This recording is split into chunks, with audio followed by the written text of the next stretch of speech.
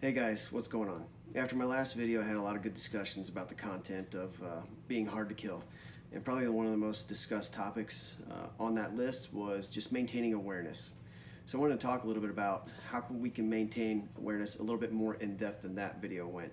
All right, and I'm not talking about the Jason Bourne style of awareness, where you walk into the diner and you've memorized all six license plates of every car out there. You know the guy sitting at the counter is 250 pounds and he can handle himself, and that you can run for a half a mile flat out at this elevation before your hands start shaking, right? That's kind of ridiculous stuff that unless you've gone through the CIA tradecraft schools and you are a rogue CIA assassin, the rest of us, we probably don't know that type of information and we don't have that training. So what can the rest of us do that are just average Joes to maintain situational awareness a little bit better? One would be, this is an oldie but a goodie, but try to position yourself to see the entrance of the establishments that you're in. So if you're going to a restaurant and you get seated somewhere, try to position yourself so you can see who's coming in, right? That might give you a leg up on if somebody comes in, they brandish a weapon, or they just display some unusual behavior. You at least have a little bit of a better reaction time than if your back was to that person. Right. Number two would be looking around, doing a quick scan of the exits. Right. This takes 5 to 10 seconds. You don't have to spend a whole lot of time because fortunately here in the United States we have what's called fire code, and all of these buildings that we go to, and even outdoor venues as well, such as concerts and things like that, they have to have exits. So we know that if we're going into a location, there's a good chance there's at least 2, maybe 3, and depending on the size of this place, if you're going into a large box store, there's probably 5 or 6 exits. We know that a lot of them are at the back. If you're in a restaurant, we know that there's probably 1 or 2 through the kitchen.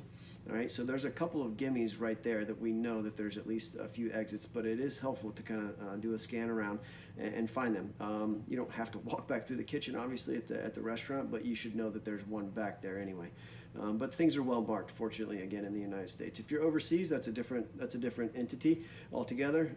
You just need to do a little bit of research on the country that you're in, that location that you're in, as to whether or not places are compliant with fire code and if they have exits marked.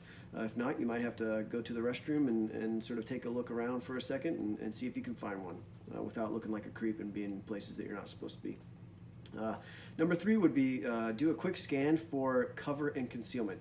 What do I mean by cover and concealment? Cover, simply put, is something that stops bullets. It's something that structurally is sound enough, hard enough, thick enough that it might stop bullets. This could be different types of brick walls or rock walls or things like that. What is not going to stop bullets is typical drywall. It's going to go right through that. So you should know that, at least about your home, about establishments, that drywall is no-go. Concealment is something that stops eyes. In other words, it keeps you hidden. It's not going to stop bullets. But it at least might give you time to remain hidden until you can come up with a better plan to get to a better location with adequate cover, or to at least flee the area completely if something were to happen and you need to do such. And this not only goes for indoors, but outdoors as well. We've seen a lot of vehicle attacks.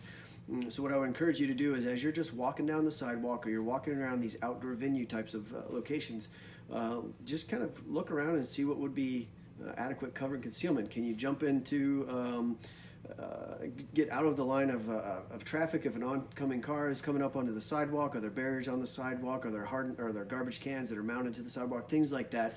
Just understanding a little bit about what's going to be cover and concealment for you outdoors as well as indoors. Number 4 would be look for unusual behavior, and we've seen that consistently with all of these attacks of these lone wolves in particular. There typically is some type of unusual behavior, and it often comes out after the fact. But things to look for would be nervousness. That's one. Number 2 would be people adjusting their clothing in kind of an awkward way. They just feel strange about it. It just looks weird. All right, I see this a lot of times with people that are brand new at concealing and carrying a firearm. They feel uncomfortable with that thing on them. They feel like everybody's noticing it when most of the time people aren't, but they're adjusting it a lot. Well, same thing with people that are carrying maybe an improvised explosive device or a bomb vest or things like that. We've seen that they feel awkward about it, and it might just be that they're doing some of their rehearsal drills going through this. A lot of times they'll do basically pre-operational planning and rehearsal drills, and that's when we might see some of that stuff. If they're avoiding eye contact, that's another indicator. And how are they dressed for the environment? Not just the weather, but the actual context, the social context. Does the clothing match? Does it fit with the temperature, with the sort of social norms there? So those are just some indicators. That's not an exhaustive list, but look for things that would indicate unusual behavior. Number 5 would be trust your gut. All right, we have intuition that some people call it a sixth sense, but it's not really. It's our 5 senses that are actually picking up on things at a subconscious level that are kind of giving us, our spidey senses are going up. And if you haven't read the book, The Gift of Fear by Gavin de Becker, I highly encourage you to do that. It really unpacks that idea of our intuition as something that we can harness, and we need to really listen to that. So trust your gut. If something doesn't feel right, doesn't look right, there's a good chance that it's just not right, right?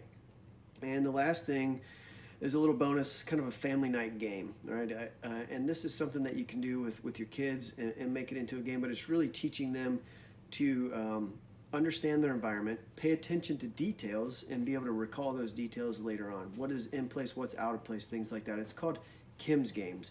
KIM''S games. So you can Google that and find more about Kim's Games, but in a nutshell, here's what you can do. Take about 10 different items that are in your junk drawer or in your desk drawer or toys that are laying around, just any random things, and put them in a small box, a 2 foot by 2 foot box, or put them on a piece of cardboard, or just put them on the floor. It doesn't really matter. Cover them with a towel, bring everybody around, remove the towel, have them look at those items for about 1 minute. After that minute's up, you cover it back up, and then you give everybody a sheet of paper and something to write with, and then they write down all those things that they remembered on there. Or you can do it even better. You can actually have them draw what they saw and try to make it mirror as best as they could what they actually saw there. So Kim's Games. Definitely encourage you to do that. It'll really help to sharpen your memory. All right, folks, so I hope that was helpful. Just a few little tips, like I said, for all of us who are not rogue CIA assassins to maintain better situational awareness. There's no guarantee that even if we do all these things perfectly all the time, that we're not subject to some type of random violence. That is definitely a possibility. But I hope that with these simple tools that you guys will maintain a little bit better awareness and stay a little bit safer out there. All right. Happy New Year in 2018. Take care.